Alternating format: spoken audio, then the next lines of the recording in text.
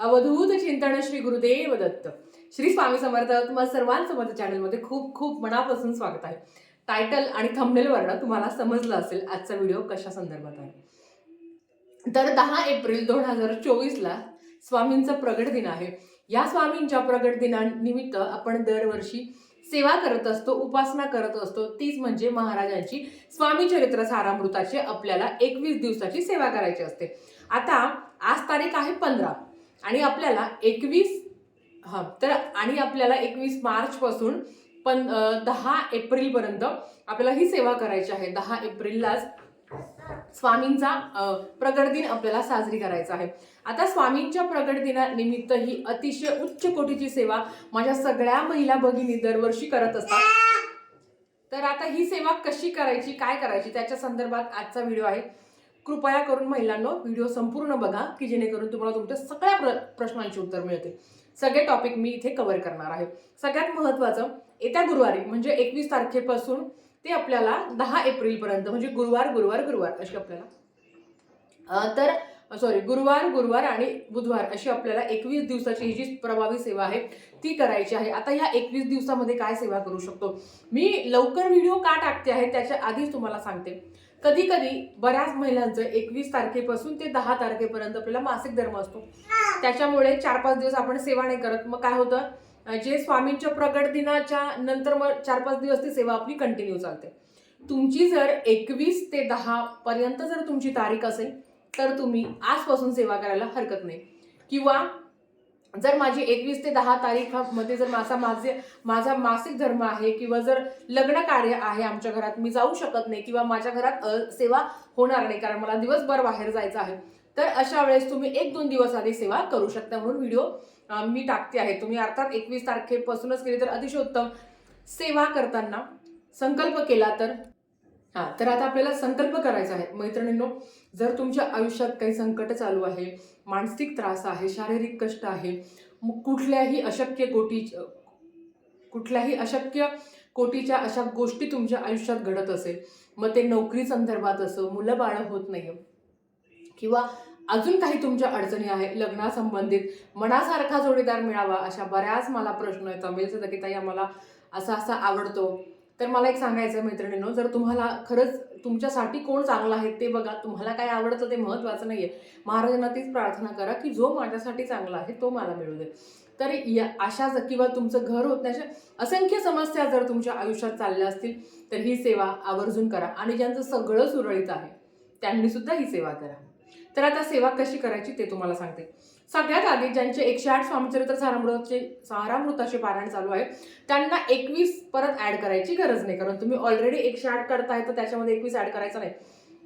ज्यांचे 11 गुरुवार चालू आहे आणि ज्यांना 21 स्वामीचरित्र सारामृताची 21 दिवसाची सेवा करायची आहे त्यांनी गुरुवारी 2 अध्याय म्हणजे 2दा अध्याय वाचायचे, 2 पाठ करायचे. म्हणजे एकदा 11 गुरुवारचा तो पाठ वेगळा असतो आणि हा पाठ वेगळा असतो म्हणून सांगते, कारण मध्ये 2 गुरुवार येणार. तर ह्या 2 गुरुवारमध्ये 4 वेळा म्हणजे 2-2 वेळा जर वाचायला ज्यांना जमत नसेल त्यांनी 2 दिवस आधी सुरुवात करा की जेणेकरून तुमचं ते होईल. आता संकल्प करताना फक्त अखंड शब्द वापरायचा नाही. महाराजांकडे म्हणजे तुम्ही आदल्या दिवशी जा केंद्रात, मठात, मंदिरात, नारळ, खडी, साखर ठेवा. घरातही ज्यांच्याकडे केंद्र, मठ, मंदिर नाहीये त्यांनी घरात संकल्प करा. ज्यांच्याकडे आहे त्यांनी पण नारळ, खडी, साखर ठेवून घरात संकल्प करायचा असतो. संकल्प शॉर्टकट सांगते. पाणी घ्या, त्याच्यामध्ये फूल घ्या, अक्षता घ्या. महाराजांना तुमचं नाव, गोत्र, कशासाठी तुम्ही सेवा करत आहात हे सगळं सांगायचं. बस, बाकी काहीच नाही सांगायचं. एवढं सांगितलं तरी तुमची कामं पूर्ण होणारच होणार. हे झालं संकल्पाचं.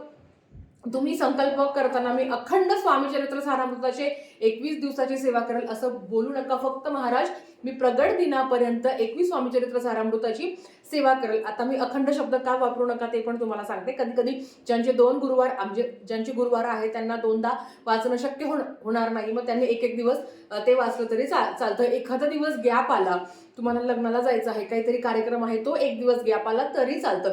थोडक्यात काय, 21 स्वामीचरित्र सारामृत तुम्हाला कंप्लीट करायचे आहे. आता कमेंट्स येतील काही ताई एका दिवसात 2 वाचलं तर चालेल का? हरकत नाही, तुमची इच्छा ते पण तुम्ही करू शकता. आता सेवा सांगते. सेवा तुम्हाला काय करायची आहे, अर्थात स्वामीचरित्र सारामृताचे तुम्हाला 21 पाठ करायचे आहे. ज्यांना स्वामीचरित्र सारामृताचे 21 पाठ करणं शक्य होत नाही त्यांनी 21 दिवस रोज 11 वेळा तारक मंत्र म्हणा. तारक मंत्र कसा म्हणायचा तो तुम्हाला सगळ्यांना माहिती आहे. एक ग्लास घ्या, त्याच्यावर हात ठेवा, रोज 11 वेळा तुम्हाला तारक मंत्र म्हणायचा, त्याचं तीर्थ तुम्ही प्राशन करा. काय जे अडचणी असेल त्याच्यासाठी तुम्ही सेवा करू शकता. रोज तुम्ही 11 माळी असं 21 दिवस तुम्ही अखंड श्री स्वामी समर्थ या मंत्राचा जप करू शकता, किंवा श्री स्वामी समर्थ जय जय स्वामी समर्थ या मंत्राचा तुम्ही जप करू शकता. लक्षात घ्या, ह्या तिन्ही सेवा केल्या तर अतिशय उत्तम. नाही तर स्वामी चरित्र सारामृताचे तुम्ही पारायण करू शकता. झालं. आता नियम अटी.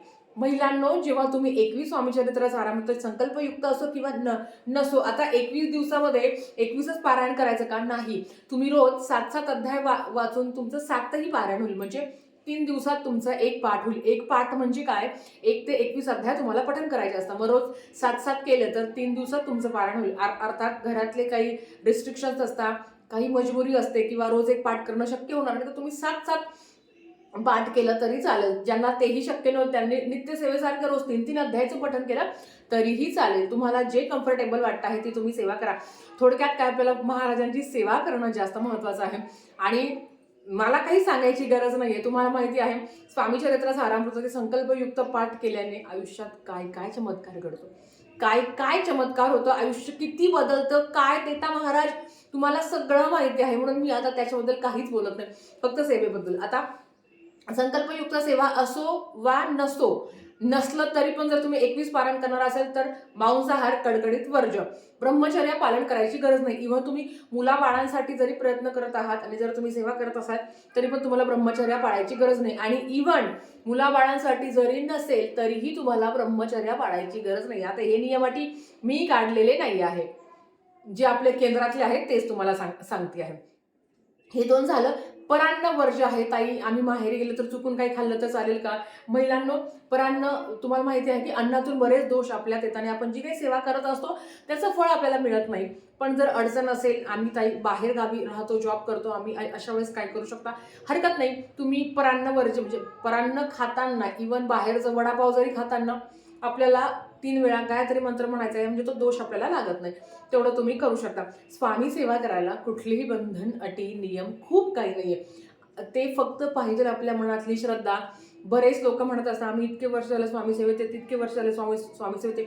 काहीही नाही. महाराजांना किती वर्षापासून तुम्ही स्वामी सेवेत आहे काही फरक पडत नाही. महाराजांना जो अतर्कितेने हाक मारत असतो, जो फक्त एकदा श्री स्वामी समर्थ मंत्राचा जरी जप करत असतो, त्याचा आचार विचार, त्याची वागणूक, त्याचे कर्म चांगले असेल तर महाराज त्याच्या हाकेला आधी धावून येतात.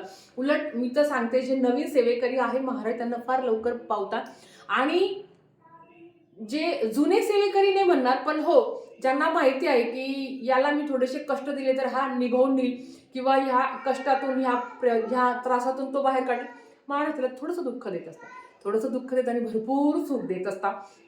म्हणून सांगते की मी इतके वर्ष झाले, मी तितके वर्ष झाले, अजिबात फरक पडत नाही.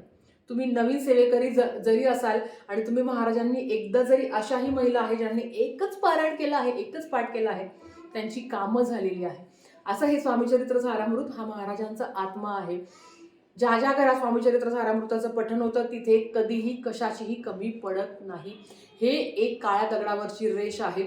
मी ते पारायण करणार आहे. मी तुम्हाला म्हटली होती की एक छान सेवा घेऊन मी तुमच्या बरोबर येणार आहे, ती हीच सेवा आहे. बऱ्याच लोकांनी गेस केलं होतं. तर मैत्रिणींनो, आपल्याला सगळ्यांना आवर्जून स्वामीचरित्र सारामृताचे 21 पारायण करायचे आहे. ताई, एका बैठकीत केलं तर चालेल का? बघा, शक्य असेल तर एकाच बैठकीत करा. ज्यांना नाही शक्य होत त्यांनी काय करायचं, तर त्यांनी थोडंसं स्किप करून, अर्थात मुलं बाळ आहे घरात, म्हणजे लोक येतात, यांना वाढून दे, त्याला चहा दे, त्याला पाणी दे, अशा वेळेस सुद्धा तुम्ही पारायण करू शकता. महाराजांच्या सेवेला अजिबात घाबरू नका. महाराज काहीही करणार नाही. महाराज फक्त बघत असता की माझा भक्त माझ्यासाठी काय करतो आहे. महाराजांना तुमच्याकडे तुम्ही काय खाता, तुम्ही काय देता, तुम्ही त्यांना कसं ठेवता, त्यांना काही फरक पडत नाही. त्यांना फक्त एक आहे की महाराजांना आपला वेळ हवा आहे. जर महाराजांकडे खूप काही मागत असतो ना, तर थोडासा वेळ महाराजांसाठी द्या. मैत्रिणींनो, आयुष्य खूप बदलेल, तुमचं खूप बदलेल. महाराजांनी सगळ्यांना भरभरून दिलेलं आहे आणि अजूनही महाराज देत राहणार आहे, यात काही शंका नाही. आता ज्या मैत्रिणींकडे हे स्वामीचरित्र सारामृताचा ग्रंथ नाही, आता हा का सांगते आहे, कारण अर्थात हा छोटासा आहे आणि जे 21 किंवा 108 पारायण करत असतात त्यांच्यासाठी हा ग्रंथ आहे. आणि हा काही असा छोटा आहे म्हणजे पावत नाही, अजिबात नाही, हा तेवढाच प्रभावी आहे. ज्यांना हा ग्रंथ जवळच्या केंद्रातूनच तुम्ही घ्या, जर केंद्र नसेल तर मी 8208 72 92 12 साळवे मावशींचा नंबर देते, तुम्ही त्यांच्याकडनं ऑर्डर करू शकता. पण केंद्रातूनच घ्या, कारण तुमचे तेवढे डिलिव्हरी चार्जेस वाचतील. पण नसेल तर मग तुम्ही त्यांच्याकडनं खरेदी करू शकता. तर आपल्याला 21 दिवसाची महाराजांची ही उच्च कोटीची सेवा करायची आहे. माझ्या प्रत्येक महिलेच्या घरात आजही ती दुःखात असेल, ती त्रासात असेल, मी तिला सांगेल हे सगळं दुःख सोड. ह्या सगळ्या त्या दुःखाला सांग की बघ आता माझे महाराज येणार आहे तुझा भेद बघायला. म्हणून त्या दुःखापासून तुम्ही लांब ठेवा त्या दुःखाला. हे 21 स्वामीचं चरित्र सारामृताचं पारायण करा. हे दुःख, ते संकट असे महाराज त्यांच्या पाठी लागतील ना छडी घेऊन, तर ते कुठल्या कुठे जातील तुम्हाला समजणार पण नाही. म्हणून ही सेवा खूप महत्त्वाची आहे. आवर्जून आवर्जून ही सेवा करा. कुठलेच बंधन नाहीये. ज्यांना मी जसं तुम्हाला सांगितलं की गुरुवारी 2 पाठ करणं शक्य झाले तर करा, नाही तर 2 दिवस आधी सेवा करा. ज्यांचा मासिक धर्म आहे त्यांनी 2 दिवस आधी सेवा करा. तुमच्या अडचणी असेल बिनधास्त महाराजांना सांगा की महाराज असं असं आहे, असं असं आहे. मैत्रिणींनो, एक थोडंसं सांगूशी वाटतं. आपण काय करतो सांगू का? महाराज माझं हे काम करा बरं का, मग मी तुम्हाला अशी सेवा करेन. महाराज माझं ते काम करा बरं का, मग मी अशी सेवा करेन. असं कधीच नाही करायचं. सेवेला लागायचं. आपलं काम कधी करायचं, काय करायचं ते महाराज बघत राहतात. म्हणून देवाला नवस करतो आपण, ज्याला नवस करणं म्हणत असतो की महाराज मी तुमचे 108 पारायण करेल, माझं आधी असं असं काम उद्या. मग आपण काय करतो, त्या कामाची वाट बघत बसतो. मग आपण ते काम झालं की सेवा करतो, नाही झालं तर सेवा नाही करत. असं नाही करायचं. आधी सेवा करायची, मग महाराजांकडे मागायचं. आणि मी परत एकदा सांगेल, जरी तुम्हाला दुःख असेल, संकट असेल, तुम्ही मागा महाराजांकडे, पण 1 वर्ष काहीही न मागता सेवा करा. काहीच नाही. स्वामी चरित्र सारामृत झालं, हात जोडायचा, मुजरा करायचा, धन्यवाद स्वामी, थँक्यू स्वामी, जे काही दिलं आहे त्याच्यासाठीच धन्यवाद, एवढंच बोला. आयुष्यात कधीच काहीच मागायची गरज पडणार नाही. कधीच तुम्हाला कधीच महाराजांकडे काहीच मागायची गरज पडणार नाही. एवढं प्रभावी आहे महाराज. सगळ्यांना भरभरून देतात, पण कधी वेळ आल्याशिवाय. कर्माचा भोग आहे तो थोडासा तर भोगावा लागेल ना. सगळ्यांना भोगावा लागला आहे, सगळ्यांना, अगदी तुमच्यापासून माझ्यापर्यंत सगळ्यांना. पण त्या कर्माच्या भोगातही जेवढी जास्त सेवा कराल ना तेवढं जास्त चांगलं होईल. हा अनुभव आहे म्हणून सांगते आहे. तर चला सेवेला लागा. झालेली सेवा महाराजांच्या चरणी मी रुजू करते आणि आजचा व्हिडिओ इथेच थांबवते. आवडला असेल तर लाईक, शेअर, सबस्क्राईब करा. भेटूया परत अशाच एका नवीन व्हिडिओसोबत. श्री स्वामी समर्थ.